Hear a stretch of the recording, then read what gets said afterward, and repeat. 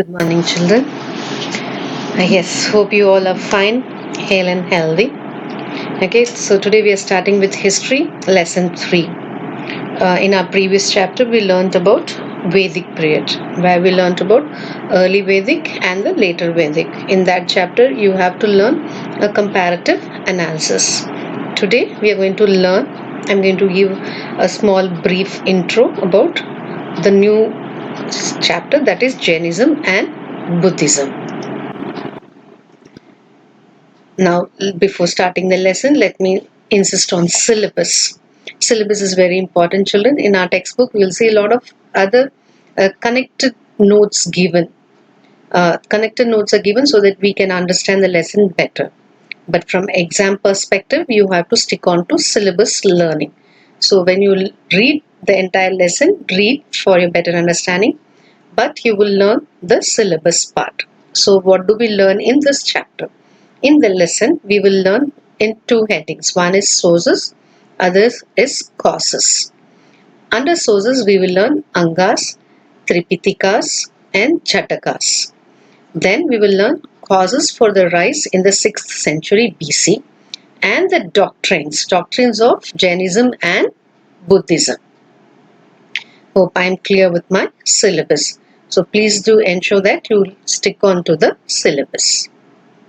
Okay. What happened in the 6th century? Okay, that particular century is regarded as very important century. Why does the 6th century is very important century? Is because in that particular period where people were trying to follow all the rituals and orthodox way of doing things, their practices in the social life or religious life was so orthodox, so much like they it was not on scientific basic principles, but it was on kind of a very philosophical or kind of which we can't believe or it's not necessary to do. So it created what? It created a discontent among the people. Some of people, they didn't like the rigid rituals. Okay, they didn't like this complex, certain things were too complex, they have to do certain sacrifices, this that, they felt all that is unwanted. So because a group of people were not happy with this rituals and this kind of complexity in their life, a new idea came up. Okay, what was the new idea? That was the new religion. Okay, and that new religion is Buddhism and Jainism.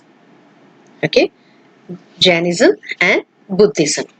So now under this Jainism and Buddhism, we have to learn our syllabus. What is the syllabus tells? How do we know about Jainism and Buddhism? What do we know about them? So the sources help us to learn about these two religions. So one part of the lesson today will start sources. Under sources, we are going to learn three sources: Angas, Tripitikas and Jatakas. Okay. So to start with Angas. Angas, they are Jain scripture. Okay. Children, just try to understand two religion we are learning. When I insist on certain religion, that means that helps us to understand that particular religion. So Angas is about Jainism.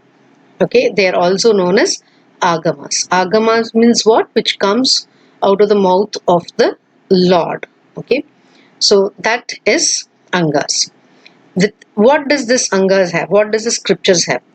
It has the teachings of Vardhamana Mahavira, the founder of Jainism, were compiled into 12 parts called the Angas. Okay, so the teachings of Mahavira is compiled into 12 parts, which we call it as Angas.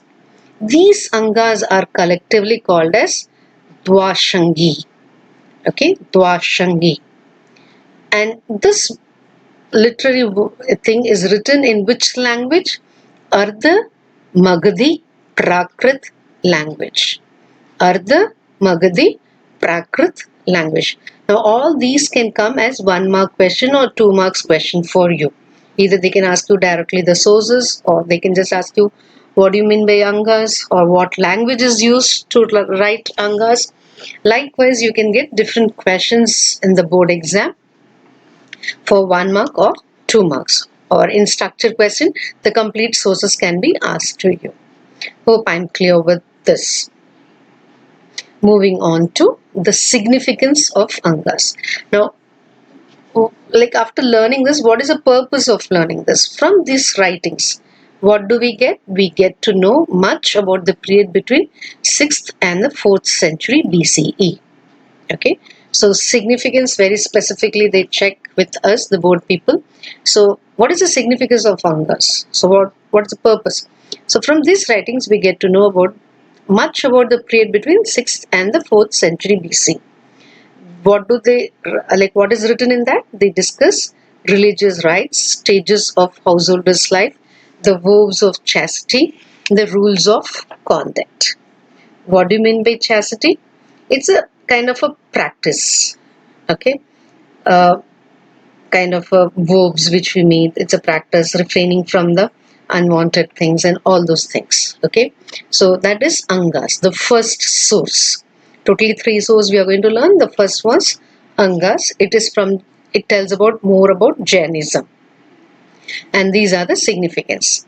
Moving on to the second source. What is the second source? Tripitikas. Okay, Tripitikas. It's like all tongue twister names, but we have to learn it. Okay. Now, what is this Tripitikas? Tripitikas are Buddhist literary works. Angas were Jainism work. Tripitikas are Buddhist work. Okay, and it is a sacred literature for Jainism, which means 3 baskets of Buddhist canon. Okay. So Angas was from Jainism, Tripitikas from Buddhism. Now, what does those 3 basket? The first basket is Vinaya Pitaka. What is it? The Vinaya Pitaka, which contains rules and regulations of monastic life. What is monastic life? When a person decides to leave the worldly life and he feels he has to live a totally whole a kind of a spiritual holistic life. He hates all the world. He feels world is not good. He feels he has to live a godly life. Okay, and he leaves all the world rituals. So that contains the rules and regulation of monastic life. It also gives an account of the life and teachings of Buddha, as well as some important aspect of ancient Indian history, customs and arts of that particular period. So this is basket 1. Then what is his next one? Sutta Pitaka, which contains the sayings of Buddha on various occasions. Okay, the Dharmapada, the way of truth, is an important component of this Pitaka. And the last one is Abhidhamma Pitaka. Abhidhamma Pitaka, which contains interpretations of Buddhist doctrines. So this is the second source which tells about the Buddhism. What is the significance of this Tripitikas? The Tripitaka is considered the encyclopedia of Buddhist culture. What is encyclopedia? Encyclopedia, we know what is it. It tells everything, all the details, which contains every detail.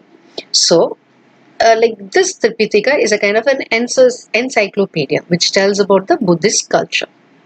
It also gives or provides a glimpse of social, economic and political life in the age of Buddha. Okay, Gautama Buddha. Okay, so that was our second source. Third source, Jhatakas.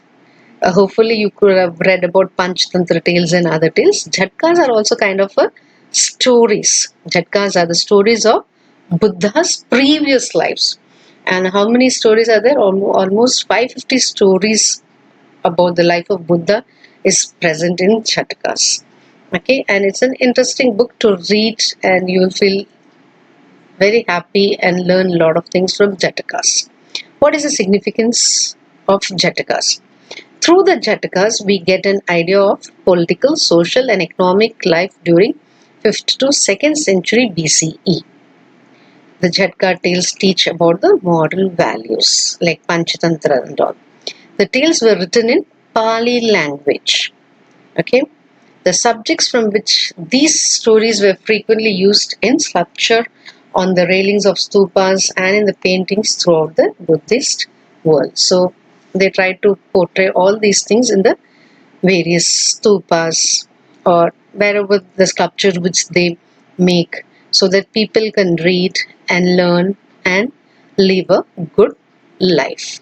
So today we learned about the sources. Okay, the first part of the lesson.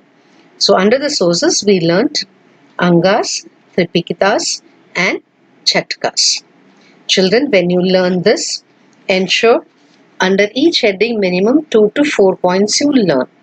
Because in exam we get either 1 mark question, 2 marks question, at the maximum 4 marks question. So minimum of 4 points you have to learn. If it is not there 4 points, then it's okay, but otherwise learn 1 mark questions very specifically, where children basically lose their marks, like what is the language used, what is the main source for Jainism or Buddhism, likewise. Hope you will learn in a better way. Next week we'll see the continuation of the lesson. Thank you, children.